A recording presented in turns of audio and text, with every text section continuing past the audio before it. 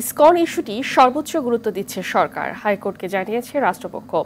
Deputy attorney general বলেন, এই ইস্যুতে সরকার ৩টি মামলা করেছে। গৃহীত পদক্ষেপে সন্তোষ জানিয়ে আদালত বলেন, ইসকন নিষিদ্ধের বিষয়টি সরকারের নীতিগত সিদ্ধান্ত, আদালতের হস্তক্ষেপ করা ঠিক হবে না। জনগণের জানমালের যেন ক্ষতি না হয় সে ব্যাপারে সর্বোচ্চ সতর্ক থাকতে বলেছে আদালত। আরও জানাচ্ছেন অধরা ইয়াসমিন। ইসকন বাংলাদেশ ও চট্টগ্রামে আইনজীবী সাইফুল ইসলাম আলিফ হত্যার ঘটনায় সরকার কি ব্যবস্থা নিয়েছে তা সর্বোচ্চ আদালতকে জানায় রাষ্ট্রপক্ষ। বৃহস্পতিবারের মধ্যে এ প্রতিবেদন দিতে নির্দেশ দিয়েছিলেন হাইকোর্ট। রাষ্ট্রপক্ষের আইনজীবী আদালতকে জানান, আলিফ হত্যার ঘটনায় 3টি মামলা ও আসামিদের বিরুদ্ধে কঠোর ব্যবস্থা নেওয়া হচ্ছে। আমরা গত 5-7 বছর থেকে তাদের নিয়ে খুব সন্দেহ প্রকাশ করছিলাম যে তারা একটা কিছু করতে পারে। এখন তারা রাষ্ট্রযন্ত্রকে অস্থির করার জন্য তারা তাদের এজেন্ডাগুলো অলরেডি বাস্তবায়ন করে যাচ্ছে।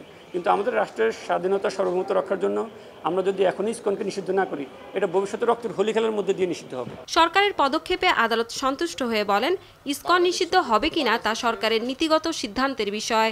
ইসকনের একটা সমাবেশ হচ্ছে, সেখান থেকে জয় বাংলা বলে কিন্তু আপনার স্লোগান দেওয়া হচ্ছে। সো এটা তো আপনারা বুঝতেই পাচ্ছেন যে ইসকন শুধু এখন ইসকন নাই, আমরা ইসকন কিন্তু নিষিদ্ধ চাচ্ছি। ইসকনের সাথে কিন্তু অন্যরাও জড়িত হয়ে গেছে, ফ্যাসিস্ট বিরোধী যারা আছে তারাও কিন্তু জড়িত হয়ে গেছে। কেউ যদি ধর্মের নামে যদি উগ্রবাদী হয়, সেই সংগঠনকে আমরা অবশ্যই নিষিদ্ধ দাবি জানাচ্ছি, এটাই আমাদের চাওয়া। এক সংবাদ সম্মেলনে সুপ্রিম কোর্ট আইনজীবী সমিতির নেতারা অভিযোগ করে বলেন, ইসকন ভারতের এজেন্ডা বাস্তবায়নে কাজ করছে।